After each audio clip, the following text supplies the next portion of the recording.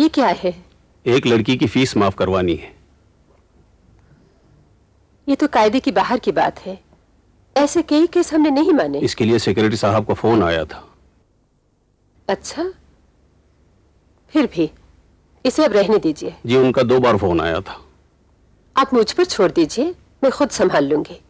अगर तीसरी बार फोन आया तो? आप मुझसे बात करवा दीजिए। ये केस बड़ा जेन्युइन है। अगर इससे ज्यादा जेन्युइन केस आ गया तो आप इसे रहने दीजिए। दरअसल मैं चाहता था मैडम, आप सेक्रेटरी साहब को नाराज ना करती तो। आप मेरी चिंता मत कीजिए।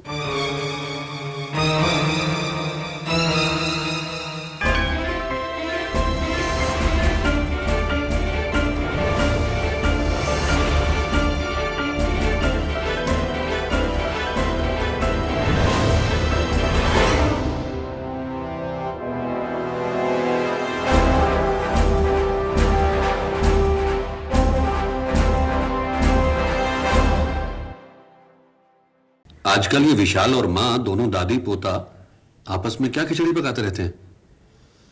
पता नहीं, समझ में नहीं आता। विशाल से पूछो तो कहता है खुद पता चल जाएगा। माँ से पूछो तो होठों पे उंगली रख देती है, कहती है टॉप सीक्रेट। ये लड़का तुम्हारे हाथ से निकल जाएगा, हर वक्त अपनी दादी से चिपटा रहता है। ऐसी बात नहीं है, मेरे साथ भी तो वक्त गुजारता है वो। अच्छा, लेकिन भाई मेरे साथ तो कुछ खिंचा खिंचा सा रहता है आजकल। तुम्हें अपने कामों से ही फुर्सत नहीं है, ऑफिस का काम भी घर पे ले आते हो। अगर ऐसा ही रहा ना तो देख लेना, एक दिन विशाल तुम्हारे लिए अजनबी हो जाएगा। ठीक है ठीक है, कल से मैं दफ्तर का काम घर पे नहीं लाऊंगा। ओके? तुम ठीक कह रही हो।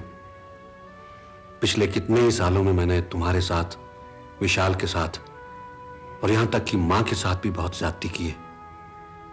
लेकिन अगर मैं इस तरह से दिन रात मेहनत ना करता तो हम लोग नए सिरे से जिंदगी कैसे शुरू करते? अब मैं ध्यान रखूंगा, आइंदा ऐसा नहीं होगा। अब तो सब ठीक हो गया है। सब ठीक कहां हुआ है, अभी तो सबसे बड़ा मुकाबला बाकी है। वो तो हमें भूल भी गया होगा सुमेर। कुछ नहीं भूला है वो। उसे मालूम है कि कोई उसकी ताक में बैठा हुआ है, इसलिए वो हमारे पल पल की खबर रखता है। उल्टा वार करने का मौका ढूंढ रहा है वो।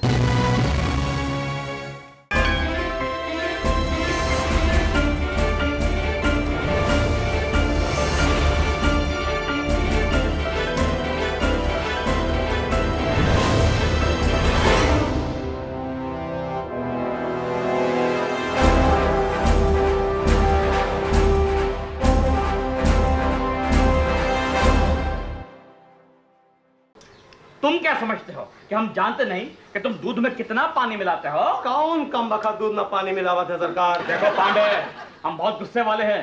कल से ऐसा दूध आना चाहिए कि पतीला उल्टा कर दें तो भी दूध नीचे ना गिरे। अरे सरकार, आप मेम साहब को बुला दो, हमारा पेमेंट कर दे, हमका देर होगा सर। बस यही बात है, पेमेंट की बात हमसे भी कर सकते हो ना, लेकिन नहीं, भोली भाली मेम साहब से पैसे ऐंठने का चक्कर है तुम लोग का। हम अच्छी तरह जानते हैं तुमको भी, तुम्हारे दूधों को भी और तुम्हारी दूध देने वाली गैया को भी। बस सरकार, बस बस बस।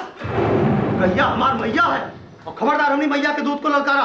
हम यहाँ पर खड़े खड़े उस दूध की, अरे वो कहा था खून की। हाँ भाई भाई, खून की रतिया बहा दूंगा। रमाशंकर पाड़े हमारा नाम नहीं। दूध वाले भैया क्या कर रहे हो, जाने भी दो, तुम अपना पैसा कल ले लेना। जाओ जाओ जाओ। अच्छा ऐसा? और सुनो भैया, आजकल दूध में बहुत पानी आने लगा है, कल से मैं पैसे काटने लगूंगी। हाँ। अरे मैम साहब, बारिश के सीजन में ऐसा कभी कभी हो जाता है। अच्छा। आगे से ऐसा कभी नहीं होगा।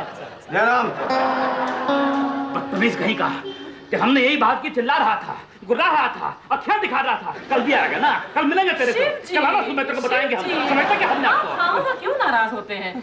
कभी कभी शांति से सोच समझ के भी तो काम लेना चाहिए। इसलिए हम कहते हैं पारो माय डियर, इसलिए कहते हैं कि जो औरत जात है ना, उसकी जगह घर के अंदर है, बाहर नहीं है। बाहर तो एक बहुत बड़ा जंगल है, इसमें तरह तरह के जानवर घूम रहे हैं और कंटिन्यूअसली बड़ा जानवर जो है छोटे को खाया जा रहा है, लगातार खाया जा रहा है। लेकिन शिव जी, अगर खरगोश और शेर में झगड़ा हो जाए तो खरगोश शेर के सामने खड़ा होकर हुर्रा तो नहीं सकता ना? खरगोश कौन है? भाई तो खरगोश कौन है? Paro, for your kind information, Upadhyay family में कोई खरगोश नहीं है, कोई खरगोश नहीं है। There is no rabbit, only lion. और जो लॉयन है वो ना सोचता है ना समझता है, वो खाली कुर्राता है, वो खाली कुर्राता है।